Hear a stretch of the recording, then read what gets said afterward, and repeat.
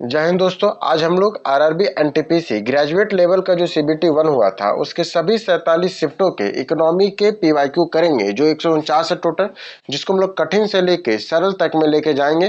तो चलिए शुरू। आईएमएफ की अप्रैल 2025 की ग्लोबल फाइनेंशियल स्टेबिलिटी रिपोर्ट के अनुसार प्रमुख भू राजनीतिक जोखिम घटनाओं के दौरान वैश्विक स्टॉक रिटर्न की औसत कितनी गिरावट आई है? 1% का। भारत में कर व्यवस्था के न्यूनतम वैकल्पिक कर मैट के संबंध में कथनों पर विचार कीजिए। तुम्हारा मैट के संबंध क्या क्या कथन है? तो मैट एक महत्वपूर्ण टूल है जिसके द्वारा चोरी को रोका जा सकता है। राष्ट्र के बहुआयामी गरीबी सूचकांक 2023 के अनुसार 19 से 21 में शहरी क्षेत्र में गरीबी हेडलाइट अनुपात क्या है? तो 5.27% है। ग्लोबल डेट रिपोर्ट 2025 के अनुसार 2027 तक में ओईसीडी संप्रभु ऋण का कितना हिस्सा परिपक्व होने वाला है? तो 45%। विश्व बैंक की सामाजिक सुरक्षा स्थिति रिपोर्ट 2025 के अनुसार 2022 से निम्न और मध्यम आय वाले देशों में कितने लोगों के पास पर्याप्त सामाजिक सुरक्षा कवरेज का अभाव है? तो 2 बिलियन के पास। ग्लोबल डेट रिपोर्ट 2025 के अनुसार 2024 में ओईसीडी देशों में घरेलू सॉल्वेंट बॉन्ड की केंद्रीय बैंक होल्डिंग का हिस्सा कितना है? तो 19%। वित्त वर्ष 2019 से वित्त वर्ष 2023 तक शहरी अवसंरचना निवेश में कितनी वृद्धि हुई है? तो 10% का हुआ है। भारत सरकार ने प्रतिभूति लेन देन के कराधान में शामिल जटिलताओं को कम करके निष्पक्ष व्यापार को बढ़ावा देने और बाजार छल साधन को रोकने के लिए किस प्रतिभूति लेन देन कर एसटीटी पेश किया है? तो वो है 2015 में। ग्लोबल डेट रिपोर्ट 2025 के अनुसार 2025 में ओईसीडी देशों के सॉवरेन बॉन्ड जारी करने का अनुमानित मात्रा कितनी है? तो 17 ट्रिलियन। राजकोषीय समलेखन दृष्टिगत आर्थिक सुधारों का लक्ष्य बना है, जिसे एफआरबीएम अधिनियम 2003 के तहत सकल घरेलू उत्पाद जीडीपी के प्रतिशत के रूप में लक्षित राजकोषीय घाटा कितना है? तो 3% है। अप्रैल 2025 के पूर्वानुमान के अनुसार 2025 के लिए आईएमएफ की अनुमानित यूएस जीडीपी वृद्धि दर कितनी है? तो 1.8% है। विश्व बैंक की सामाजिक सुरक्षा रिपोर्ट 2025 के अनुसार 2010 और 2022 के बीच निम्न और मध्यम आय वाले देशों में सामाजिक सुरक्षा कवरेज 41% से बढ़ाकर 51% हो गया है। अधिवार्षिक श्रम बल सर्वेक्षण पीएलएफएस वार्षिक रिपोर्ट 22-23 के अनुसार 22-23 की अवधि के दौरान ग्रामीण विकास में 15 वर्ष और उससे अधिक की आयु के व्यक्तियों के लिए बेरोजगारी दर कितनी है? तो 2.4% है। 1991 के बाद आर्थिक नीति दृश्यम में श्रम सुधारों का एक प्रमुख एजेंडा है। 19 से 20 के दौरान श्रम सुधारों के तहत भारत सरकार कितनी श्रम संहिताओं को समेकित किया गया है? तो 4। भारत में लाभांश वितरण डीडीटी के संबंध में कौन सा कथन सही है? तो डीडीटी एक कंपनी के शेयरधारकों को दिए जाने वाले लाभांश पर लगाया जाने वाला कर था। डीडीटी लाभांश के दोहरे कराधान से बचने, भारतीय इक्विटी बाजार में अधिक आकर्षक बनाने के लिए डीडीटी को हटा दिया गया है। क्रिसल ने फाइनेंशियल ईयर 26 के लिए भारत में बैंक क्रेडिट वृद्धि कितने % तक बढ़ाने का अनुमान लगाया है? तो 12 से 13% तक। आर्थिक सर्वेक्षण रिपोर्ट 24 से 25 के अनुसार 23-24 में भारत में कितने % कार्यबल स्वनियोजित हैं तथा उद्यमियों की ओर बढ़ती प्रवृत्ति को दर्शाते हैं? तो 58.4%। आर्थिक सर्वेक्षण 22-23 में 2021 के आंकड़ों के अनुसार भारत में कितनी प्रतिशत जनसंख्या ग्रामीण क्षेत्रों में निवास करती है? तो अभी भी 60% जनसंख्या करती है। Luxury resort development finance apps 2025 के अनुसार भारत में ब्रांडेड आवासों और रिसोर्ट का बाजार 2027 तक 8,610 करोड़ 1 बिलियन तक पहुंचने का अनुमान है। ग्लोबल एंटरप्रेन्योरशिप मॉनिटर GEM 2025 के अनुसार किस देश में कुल प्रारंभिक चरणों उद्यमशीलता गतिविधि TEA के दर सबसे अधिक कहाँ है? तो यूएई संयुक्त अरब अमीरात में है। सांख्यिकी और कार्यक्रम क्रियान्वयन मंत्रालय MOSPI ने किस मंत्रालय के अंतर्गत औद्योगिक उत्पादन सूचकांक IIP जारी करता है? तो मासिक रूप से जारी करता है। ये 19 से 20 से और 23-24 तक की अवसंरचना क्षेत्रों में केंद्र सरकार द्वारा पूंजीगत व्यय में वृद्धि दर कितनी है? तो 39% है। ग्रामीण विकास मंत्रालय द्वारा प्रकाशित वार्षिक रिपोर्ट 24-25 के अनुसार कितने प्रतिशत ग्रामीण परिवार अपनी आजीविका के लिए कृषि, पशुधन और गैर लकड़ी वन उत्पादन NTFP पर निर्भर रहे हैं? तो 90% तक। मौद्रिक मूल्य व्यक्त 2025-26 में मॉनेटरी पॉलिसी स्टेटमेंट 25-26 के अनुसार वित्त वर्ष 25-26 के लिए उपभोक्ता मूल्य सूचकांक CPI में मुद्रास्फीति कितने प्रतिशत बढ़ने का अनुमान है? तो 4% तक। नीति निर्देशक नीति आयोग ने नीति समुचित India's booming gig and platform economy 2022 के अनुसार फाइनेंशियल ईयर 29-30 तक भारत में गिग कार्यबल के अनुमानित आकार कितना होगा? तो 23.5 मिलियन होगा। नीति आयोग द्वारा 2021 में fast tracking front in India report के अनुसार माल यातायात और सड़क परिवहन की हिस्सेदारी कितनी थी? तो 71% थी। IMF ने जानकारी जनवरी 2025 में विश्व आर्थिक परिदृश्य अध्ययनता के अनुसार 2025 के लिए अनुमानित वैश्विक दर विकास दर कितनी है? तो 3.3% है IMF के द्वारा 2025 में। श्रम ब्यूरो द्वारा आयोजित छठे वार्षिक रोजगार बेरोजगारी सर्वेक्षण के अनुसार व्यावसायिक परीक्षण प्राप्त महिलाओं के लिए रोजगार दर कितनी है? तो 36.2% है। भारत में राष्ट्र बहुआयामी गरीबी सूचकांक 2023 के अनुसार 19 से 21 में भारत में गरीबी दर कितना है? तो 14.96% है। आर्थिक सर्वेक्षण 24-25 के अनुसार भारत में सकल घरेलू उत्पाद के प्रतिशत के रूप में अनुसंधान और विकास R&D पर वर्तमान व्यय कितना है? तो 0.64% है। श्रम ब्यूरो द्वारा आयोजित छठे वार्षिक रोजगार बेरोजगारी सर्वेक्षण के अनुसार भारत में कुल बेरोजगारी दर कितनी है? तो 5.4% है। सरकार के अवसंरचना पर बल देने के लिए वित्त वर्ष 24 में सीमेंट उत्पादन कितने प्रतिशत की वृद्धि दर्ज की गई है? 7% का। SECC 2011 के अनुसार कितने प्रतिशत परिवारों में सबसे गरीब वर्गीकृत किए गए हैं? तो 0.89%। सितंबर 2024 के अंत में भारत के बाह्य ऋण और GDP अनुपात कितना है? तो 19.4% है। 1991 के नए आर्थिक सुधारों के अंगीकरण के बाद भारत के संबंध में कौन सा कथन सही नहीं है? तो कौन कौन सही है? आर्थिक सुधारों के बाद देश में कृषि क्षेत्र वृद्धि में गिरावट आई है। औद्योगिक उत्पादन के अंतर्राष्ट्रीय प्रतिस्पर्धा वृद्धि के लिए भारत में 1991 के बाद व्यापार और निवेश व्यवस्था का उदारीकरण शुरू किया गया है। 1991 के बाद भारत में GDP के औद्योगिक क्षेत्र में योगदान के लिए भारी वृद्धि नहीं हुआ है। 2016 में गठित NK सिंह समिति निम्नलिखित में किससे संबंधित है? तो FRBM अधिनियम 2003 की समीक्षा के लिए। आर्थिक सर्वेक्षण 2025 के अनुसार 23-24 में भारत की बेरोजगारी दर कितनी थी? तो 3.2% थी।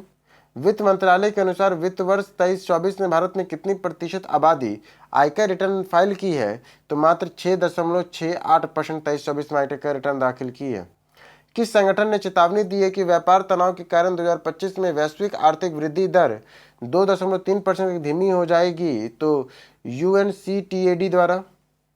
क्रिशियल इंफ्रास्ट्रक्चर ईयरबुक 2023 के अनुसार अगले 7 वर्षों में भारत में कुल अनुमानित अवसंरचना व्यय कितना होगा? तो 143 लाख करोड़ रुपए होगा। 23-24 में भारत की अवसंरचना पे खर्च कुल बजट का कितना आवंटित किया गया है? तो 10 लाख करोड़ रुपए 23-24 में। 2024 के लिए भारत में गरीबी दर भारतीय स्टेट बैंक SBI की रिपोर्ट के अनुसार अनुमानित राष्ट्रीय गरीबी दर कितना है? तो 4 से लेकर 4.5% तक है।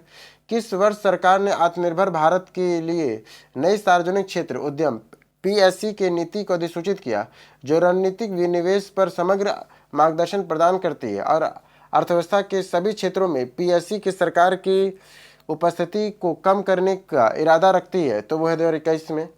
PLFS 2021-22 के अनुसार 15 से 79 वर्ष की आयु वर्ग ग्रामीण और शहरी दोनों के लिए व्यावसायिक तकनीकी परीक्षण प्राप्त न करने वाले व्यक्तियों का परीक्षण प्रतिशत कितना था? तो 80.5% है। 91-92 से और 2011-12 के बीच सुधारात्मक अवधि के दौरान खनन, विनिर्माण और बिजली सहित उद्योगों की औसत वार्षिक वृद्धि दर कितनी है? तो 6.7% है। ग्रामीण औद्योगिक वित्त निगम की स्थापना कब की गई थी? तो 1948 में। भारतीय औद्योगिक वित्त निगम की स्थापना कब की गई थी? भारतीय औद्योगिक वित्त निगम की स्थापना 1948 में।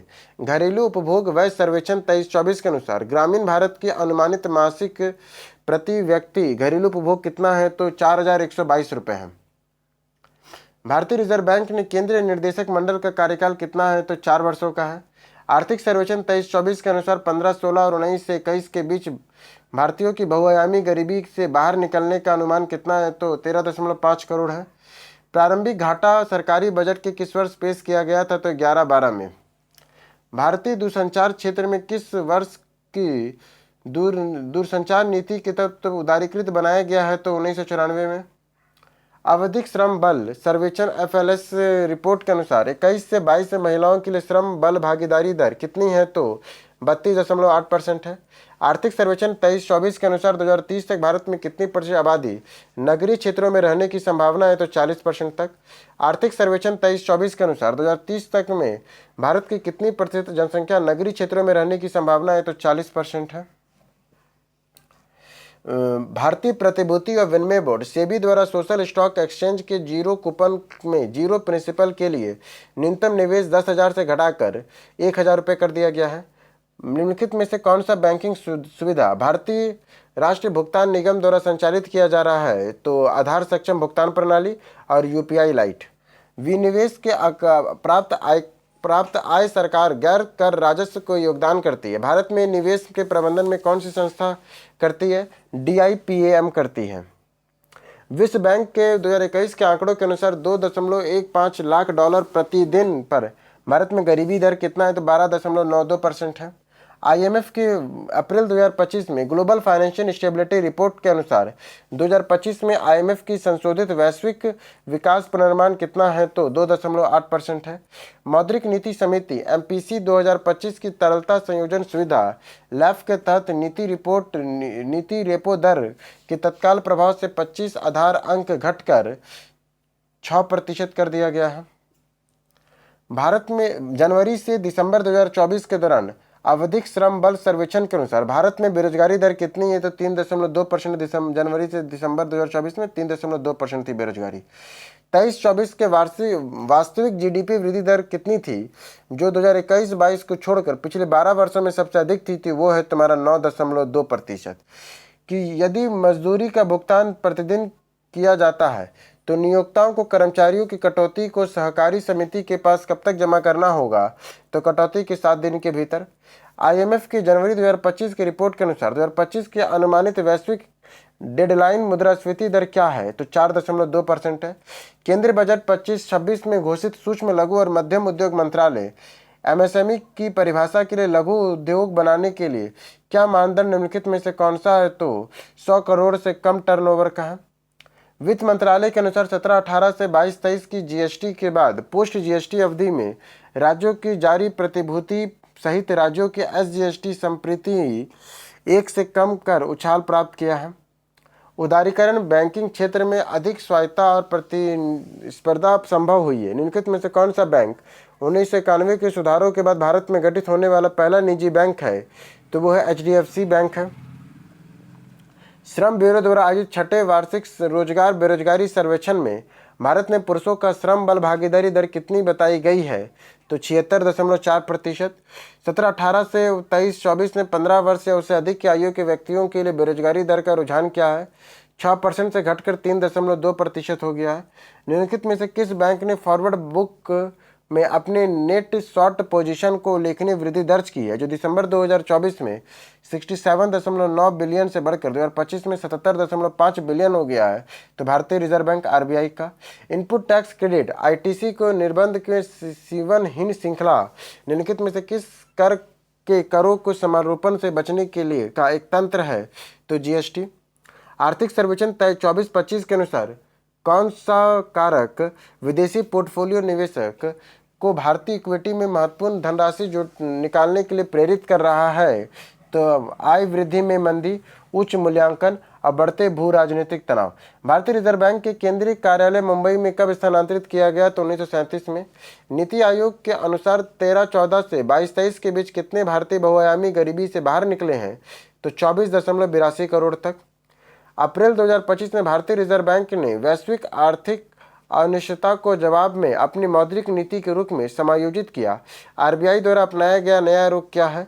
तो अनुकूल पूंजी खाता परिवर्तनीयता के तात्पर्य सीमाओं के पार पूंजी की मुफ्त आवाजाही से है। निम्नलिखित में से किस समिति ने पूर्ण पूंजी खाता परिवर्तनीयता की अनुशंसा की थी? तो तारपोर समिति। केंद्रीय बजट 25-26 के अनुसार कर लाभ प्राप्त करने के लिए स्टार्टअप निगलन का समय सीमा कितने वर्षों के लिए बढ़ा दिया गया है? तो 5 वर्षों के लिए। 1991 के सुधार काल के बाद कृषि क्षेत्र के संबंध में कौन सा कथन सही है? अप्रैल 2001 में भारत में कृषि उत्पादन में आयात मात्रता प्रतिबंध के रूप में हटा दिया गया था और 1991 के बाद निर्यातमुखी नीति के कारण देसी बाजार के उत्पादन में निर्यात बाजारों की उत्पादकता की ओर बदलाव हुआ, जिससे खाद्यान्न की तुलना में नकदी फसलों के अधिक ध्यान दिया जाएगा। श्रम ब्यूरो द्वारा आयोजित छठे वार्षिक रोजगार बेरोजगारी सर्वेक्षण के अनुसार भारत में श्रम बल के आयु वर्ग में भागीदारी सबसे अधिक किसकी है? तो 15 से 29 वर्ष की है। आर्थिक सर्वेक्षण 24-25 के अनुसार दिसंबर 2024 के अंत तक भारत में विदेशी मुद्रा भंडार का मूल्य कितना है? तो 640.3 बिलियन है। भारतीय रिजर्व बैंक के अनुसार अक्टूबर 2024 तक भारत में चौथा देश बन गया जिसकी विदेशी मुद्रा फॉरेक्स भंडार कितना बिलियन हो गया है? तो 701 बिलियन हो गया है। कभी कभी समाचारों में आने वाले पूंजी पर्याप्त अनुपात कैपिटल एडिक्वेसी रेशियो निम्नलिखित में किससे संबंधित है? तो बैंकिंग प्रचलन से है। आर्थिक कार्य विभाग की रिपोर्ट के अनुसार वित्त वर्ष 23 में और वित्त वर्ष 24 तक शहरी क्षेत्रों में 15 वर्ष या उससे अधिक के आयु के व्यक्तियों के लिए सामान्य स्थिति में बेरोजगारी दर की प्रवृत्ति क्या थी? यह 5.4 से घटकर 5.1% हुई है। व्यापार प्रदेश बटानीकरण छूट प्रणाली किस क्षेत्र में व्यापार प्रणय के वित्तपोषण बटानीकरण की सुविधा के लिए एक इलेक्ट्रॉनिक मंच है? तो एमएसएमई क्षेत्र। बाजार स्थिति को प्रतिबंधित करने के लिए विनिमय दर प्रणाली में सुधार किया गया। 1991 के बाद भारत में किस प्रकार की विनिमय दर व्यवस्था अपनाई गई है? तो प्रतिबंधित अस्थायी विनिमय दर। वित्त मंत्रालय द्वारा अधिसूचित माल और सेवा कर, उगाही और उपकरों के संग्रहण की अवधि नियम 2022 के अनुसार भारत के किस दिनांक को जीएसटी क्षतिपूर्ति उपकर लगाया गया है? तो 31 दिसंबर 2026 को। भारत में औद्योगिक क्षेत्र में किस प्रकार का कौन सा कथन सही है?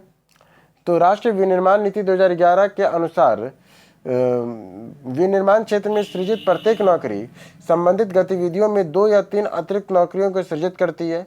उद्योग मौजूदा वस्तुओं के साथ साथ अपने कार्यरत श्रमिकों के कौशल में भी महत्वपूर्ण योगदान देता है, इसलिए इस क्षेत्र में एक परिवर्तनकारी क्षेत्र माना जाता है। और चूंकि उद्योग जनसंख्या के एक बड़े हिस्से को रोजगार देते हैं, इसलिए उद्योग विकास में हमारे देश में बेरोजगारी और गरीबी इसका उन्मूलन के पूर्व एक शर्त है। नीति आयोग के अनुसार 13-14 से 22-23 में भारत में गरीबी दर अनुपात में कितनी कमी आई है?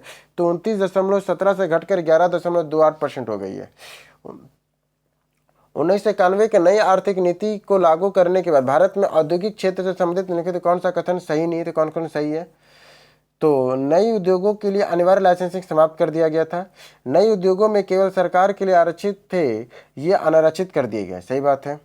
निम्नलिखित में से कौन सी सुविधा भारतीय रिजर्व बैंक आरबीआई द्वारा बैंकों को रेपो दर से अधिक ब्याज दर पर ओवरनाइट फंड उधार देने के लिए प्रदान की जाती थी? तो सीमित स्थायी सुविधा के लिए। भारतीय रिजर्व बैंक के अधिनियम 1994 के अनुसार भारतीय रिजर्व बैंक के उप गवर्नरों की अधिकतम संख्या कितनी हो सकती है? 4 उप गवर्नर हो सकते हैं।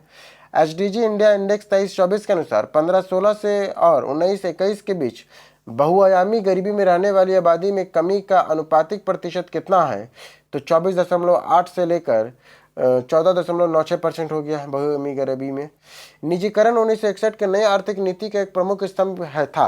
निम्नलिखित में से कौन सा निजीकरण का एक रूप नहीं है? तो कौन कौन है? विनिवेश है, रणनीतिक बिक्री है, परिसंपत्ति मुद्रीकरण है, पर संप्रभु ऋण कोई निजीकरण का नहीं है। सरकारी समिति मुख्य रूप से किसके प्रति उत्तरदायी होती है? तो सहकारी समिति के सदस्यों के प्रति। गिनी गुणांक का उपयोग क्या मापने के लिए करते हैं? तो आय की असमानता को मापने के लिए गिनी गुणांक का उपयोग करते हैं। 1991 के आर्थिक सुधारों के बाद भारत में बैंकिंग क्षेत्रों में महत्वपूर्ण बदलाव आए। बैंकिंग क्षेत्रों में किए गए प्रमुख सुधार क्या हैं? तो ब्याज दरों का विनियमन। मॉर्गन स्टैनली रिपोर्ट के अनुसार वित्त वर्ष 29 में भारत की अवसंरचना में निवेश जीडीपी प्रतिशत के रूप में कितना बढ़ने की अपेक्षा है? तो 6.5%। 1970 के दशक में सार्वजनिक क्षेत्र की इकाइयाँ पब्लिक सेक्टर यूनिट पीएसयू में भारतीय उद्योग के मुख्य रूप प्रमुख हो गई थी। उन्हें अक्सर किस आलोचना का सामना करना पड़ता था? परिसंचालन अक्षमताएं, कम उत्पादकता और वित्तीय घाटा का। देश में गरीबी रेखा के नीचे रहने वाली आबादी के प्रतिशत के रूप में किसके द्वारा मापा जाता है? तो गरीबी हेड काउंट अनुपात के अनुसार। निम्नलिखित में से एमएसएमई के कौन सी श्रेणी उद्यम पंजीकरण पोर्टल एमएसएमई के पंजीकरण के मुख्य हिस्सा बनती है? तो सूक्ष्म। वित्त वर्ष 2024-25 में पहली तिमाही में प्रत्यक्ष विदेशी निवेश का सबसे बड़ा प्राप्तकर्ता कौन है? तो सेवा क्षेत्र है। भारत की अर्थव्यवस्था के बाद भारत की स्वतंत्रता के बाद आयात प्रतिस्थापन औद्योगिकरण की नीति अपनाई गई। 1980 के दशक तक आईएसआई के नेतृत्व वाली कार्यान्वित के समक्ष निम्नलिखित में से कौन सी सामान्य बाधा थी? तो तकनीकी पिछड़ापन। भारतीय अर्थव्यवस्था के वैश्वीकरण के परिणामों के संबंध में कौन सा कथन सही है? तो सकल घरेलू उत्पाद की वृद्धि 1980 से 91 के दौरान 5.6 से बढ़कर 2017 7 से 12 के दौरान 8.2% हो गई है। निजीकरण आश्विक हो सकता है, जिसमें निजी क्षेत्र की अल्पमत हिस्सेदारी हो सकती है। किसी पीएसयू के निजीकृत मामले माने जाने के लिए उसमें सरकार की हिस्सेदारी की सीमा कितनी होगी? तो 51% से कम होगी। विश्व व्यापार संगठन निम्नलिखित में से कौन सा कथन सही है? तो डब्ल्यूटीओ समझौते व्यापारिक अंतर्राष्ट्रीय व्यापार को सुविधाजनक बनाने के लिए वस्तुओं के साथ साथ सेवाओं के व्यापार को भी कवर करता है। इसका उद्देश्य टैरिफ के साथ साथ नॉन टैरिफ बाधाओं को दूर करना, सभी सदस्य देशों के लिए अधिक बाजार पहुंच प्रदान करना है। भारत में आयात के पर मात्रात्मक प्रतिबंध को हटाकर टैरिफ दरों को कम करके डब्ल्यूटीओ के लिए व्यापार को दारीकरण के प्रति प्रतिबद्धता को बनाए रखना है। 1991 के सुधारों में के विनिमय को बढ़ावा दिया। 1991 के सुधारों के बाद कौन सा उद्योग सार्वजनिक क्षेत्र के लिए आरक्षित रहा? तो वह परमाणु ऊर्जा। केंद्रीय बजट 25-26 में पेश किए गए टन भर का योजना किस क्षेत्र पर कर लगाने से संबंधित है? तो वो है पोत परिवहन गतिविधियों का। निम्नलिखित में से किन करों को वस्तु और सेवा कर द्वारा प्रतिस्थापित कर दिया गया? तो अतिरिक्त सीमा शुल्क, राज्य वैट और केंद्र उत्पादक शुल्क को। 2017 में किस भारतीय राज्य ने मानव विकास सूचकांक HDI सबसे अधिक है? तो केरल का। बैंकिंग सुधार 1991 के आर्थिक सुधारों का हिस्सा थे। निम्नलिखित में से किस समिति ने 1991 में बैंकिंग क्षेत्र में उदारीकरण की अनुशंसा की थी? तो नरसिम्हन समिति ने। स्वतंत्रता के बाद सहकारिता भारत के किस नियोजन के पहल का एक अभिन्न अंग बन गया है? तो पंचवर्षीय योजनाओं का। भारत अप्रैल 2025 की स्थिति के अनुसार भारतीय रिजर्व बैंक के 2025-26 के सकल घरेलू उत्पाद जीडीपी में कितने प्रतिशत वृद्धि का प्रकलन कर रही है? तो 6.5% का। योजना आयोग भारत में पंचवर्षीय योजनाओं को तैयार करने के लिए परिप्रेक्ष्य परियोजन नामक तकनीक का इस्तेमाल किया। निम्नलिखित में यह कौन सा विकल्प परिप्रेक्ष्य नियोजन के सर्वोत्तम वर्णन करता है? तो दीर्घकालिक रणनीति योजना का। निम्नलिखित में से कौन सा संकेतक जनसंख्या के व्यक्तियों के बीच आय के वितरण में असमानता को दर्शाता है? तो लॉरेंज वक्र। निम्नलिखित में से कौन सा विकल्प निरपेक्ष निर्धनता और सापेक्ष निर्धनता के बीच का सही अंतर को स्पष्ट करता है? निरपेक्ष निर्धनता एक निश्चित प्रभाव सीमा का उपयोग किया जाता है, जबकि सापेक्ष निर्धनता में समाज के भीतर व्यक्तियों की तुलना की जाती है। भारत 1991 के आर्थिक सुधारों के कारण तीव्र औद्योगिकरण हुआ, ऊर्जा गहन क्षेत्रों का विस्तार हुआ। भारत में औद्योगिक विकास, ऊर्जा क्षमता और उत्सर्जन को अतिरिक्त करने के लिए कौन सा बाजार आधारित तंत्र अपनाया गया? तो प्रदर्शन, उपलब्धि और व्यापार PAT योजना। निम्नलिखित में से कौन सा भारत की संविदा कृषि की विशेषता है? तो कंपनी द्वारा निहित बायोटेक दर को। भारत के समय के साथ अर्थव्यवस्था के क्षेत्र में महत्व के संदर्भ में कौन सा विकल्प सही है? प्राथमिक, द्वितीयक और तृतीयक क्षेत्र। भारत के निर्णय में किस क्षेत्र के अंतर्गत वर्गीकृत किया जाता है? तो भारत के निर्माण को माध्यमिक क्षेत्र के अंदर वर्गीकृत किया जाता है। गरीबी रेखा के नीचे रहने वाले व्यक्तियों की संख्या को ध्यान में रखने के लिए गरीबी की गहराई को मापने के लिए किस सांख्यिकी संकेतक का उपयोग करते हैं? तो गरीबी अनुपात सूचकांक का। भारत में भुगतान संतुलन के गंभीर संकट को दूर करने हेतु 1991 में संरचनात्मक सुधार की शुरुआत की गई। किस औपनिवेशिक संस्था ने भारत में 1991 के सुधारों के समर्थन करने में महत्वपूर्ण भूमिका निभाई थी? तो अंतर्राष्ट्रीय मुद्रा कोष ने। निम्नलिखित में से कौन सा भारत के आर्थिक गतिविधियों के विभिन्न भागों क्षेत्रों के वर्गीकरण करने का मुख्य कारण क्या है? तो उनके कार्यप्रणाली और परस्पर निर्भरता को समझना। भारत कौन सा उद्योग क्लस्टर विकास के निकटता से संबंधित है? भारत में कृषि के बाद रोजगार सृजन के मामले में दूसरा सबसे बड़ा है, तो वो है वस्त्र और परिधान उद्योग। निम्नलिखित में से कौन सा प्रमुख कारक भारत में विदेशी निवेशों के लिए मुख्य गंतव्य के रूप में अनुकूल है? तो वो है तुम्हारा भारत के मजबूत आर्थिक आधारभूत और अवतरित संरचनात्मक सुधार। प्रत्यक्ष विदेशी निवेश एफडीआई वैश्वीकरण के लिए एक प्रमुख पहलू है। जैसे कि विकासशील देशों के लिए एफडीआई मुख्य लाभ क्या है? तो प्रौद्योगिकी और रोजगार की पहुंच। मिश्रित अर्थव्यवस्था की अवधारणा भारत के प्रारंभिक योजना रणनीति का केंद्र थी। भारत के पंचवर्षीय योजना के संदर्भ में मिश्रित अर्थव्यवस्था शब्द का क्या अर्थ है? तो सार्वजनिक और निजी क्षेत्र का सह अस्तित्व होना। 1 फरवरी 2025 को प्रस्तुत केंद्रीय बजट में निम्न आय की सीमा क्या है जिस पर व्यक्तियों के नई व्यवस्था के तहत आयकर का भुगतान करने की छूट दी जाती है? तो 12 लाख तक का। राष्ट्र के वैश्वीकरण को बढ़ावा देने के लिए किस व्यापार संगठन की स्थापना की गई है? तो 1995 में।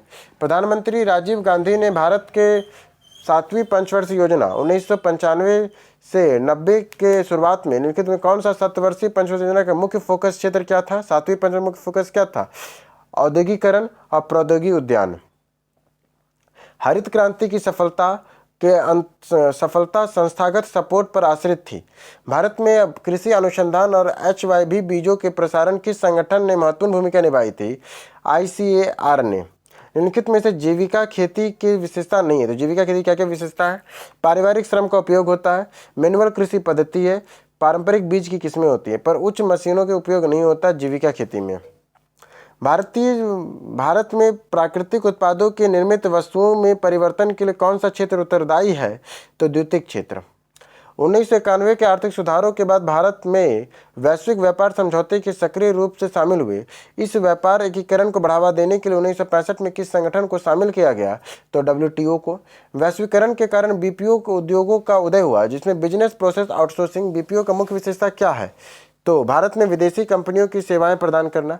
प्रति व्यक्ति आय आर्थिक विकास का एक संकेतक है। 1991 के आर्थिक सुधारों के बाद भारत में प्रति व्यक्ति आय में क्या परिवर्तन आया है? तो काफ़ी वृद्धि हुई है। हरित क्रांति के दौरान रासायनिक उर्वरकों के अत्यधिक उपयोग किया जिसके अति उपयोग का परिणाम क्या हुआ? मृदा लवणता होने लगा। भारत के निजीकरण के लिए विनिवेश के एक साधन के रूप में अपनाया गया। निम्नलिखित में से कौन सा विकल्प विनिवेश को सर्वाधिक सटीक रूप से परिभाषित करता है? तो सार्वजनिक क्षेत्र के उद्योगों में सरकारी हिस्सेदारी का बढ़ना। वैश्वीकरण से तात्पर्य दुनिया भर की अर्थव्यवस्थाओं का एकीकरण से है। निम्नलिखित में से कौन सी 1991 में भारत सरकार द्वारा अपनाई गई प्रमुख वैश्वीकरण रणनीति है? तो व्यापार की बाधाओं को कम करना, विदेशी निवेश को प्रोत्साहित करना। निम्नलिखित में से कौन सा विकल्प भारतीय अर्थव्यवस्था के संदर्भ में अंतिम वस्तु है? तो बिस्कुट। निम्नलिखित में से कौन सा आयाम लैंगिक असमानता सूचकांक में GII द्वारा मापा नहीं जाता? तो क्या क्या मापा जाता है? श्रम बाजार की भागीदारी, जनन स्वास्थ्य और सशक्तिकरण। निजी क्षेत्र के उद्योगों के स्वामित्व में सार्वजनिक क्षेत्रों के निजी क्षेत्रों में हस्तांतरित किया जाता है। निजीकरण का प्राथमिक लक्ष्य क्या है? तो कार्य कुशलता को सुधार करना, सरकारी बोझ को कम करना। निम्नलिखित में से कौन सा बहुआयामी गरीबी सूचकांक MPI की गणना के उपयोग के लिए दिए जाने वाले 10 संकेतकों में से एक नहीं है? तो क्या क्या है? बिजली की अभिगम्यता है, पोषण है और स्कूली शिक्षा का वर्ष है। पर इंटरनेट कनेक्टिविटी गरीबी सूचकांक में नहीं आता। गरीबी सूचकांक बिजली आया कि नहीं आया, पोषण मिला कि नहीं मिला और स्कूली शिक्षा है कि नहीं, गरीबी को मापने का तरीका है। निम्नलिखित में से कौन सा भारतीय द्वितीयक क्षेत्र का हिस्सा है? तो सूती कपड़ा का बुनना द्वितीयक क्षेत्र का हिस्सा है। भारत में हरित क्रांति की तकनीकों पर आधारित रूप से इनपुट पर आश्रित थी और बड़े पैमाने के प्रति संवेदनशील थी। छोटे और सीमांत किसानों को हरित क्रांति की तकनीकी अपनाने में चुनौती का सामना क्यों करना पड़ा? क्योंकि उच्च इनपुट लागत और ऋण की उपलब्धता के कारण। निम्नलिखित में से कौन सा भारत में लगाया जाने वाला अप्रत्यक्ष कर है? तो वस्तु और सेवा कर। राष्ट्रीय बहुआयामी गरीबी सूचकांक 23 के अनुसार भारत के किस राज्य में बहुआयामी गरीबी सूचकांक सबसे अधिक है? तो वो बिहार में है। भारत के पंचवर्षीय योजनाओं के बारे में सब कथनों पर विचार कीजिए और कौन सा कथन सही है।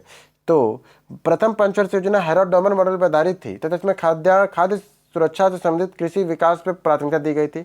दूसरी पंचवर्षीय योजना जिसे महालनोबिस योजना के नाम से जाना जाता है, तीव्र औद्योगिकरण पर केंद्रित थी। 1991 के सुधारों की क्षमता में अनुपालन को बढ़ावा देने के लिए प्रमुख नीति के रूप में परिवर्तन को जन्म दिया। 2017 में लागू किए गए किस सुधार का उद्देश्य भारत में प्रत्यक्ष रूप से ढांचे के एकीकृत करना है? तो GST का। भारत की कौन सी क्रांति मत्स्य उद्योग के विकास से संबंधित है? तो नीली क्रांति। इस तरह दोस्तों हम लोगों ने इकोनॉमी के 149 क्वेश्चन को कंप्लीट कर लिया। हम लोग जल्द ही आगे के मिलेंगे आगे के चैप्टर में साइंस और करंट अफेयर और स्टैटिक के साथ। तब तक आप चैनल को सब्सक्राइब कीजिए और इसका PDF लेने के लिए आपको कमेंट बॉक्स में हमारा मिल जाएगा टेलीग्राम, उसको ज्वाइन के लिए। तब तक आप अगर आपने अभी तक हमारा हिस्ट्री, ज्योग्राफी और पॉलिटी वीडियो नहीं देखा है तो वो सब लोग को भी जाके देखिए। तब तक के लिए आप लोग का जय हिंद।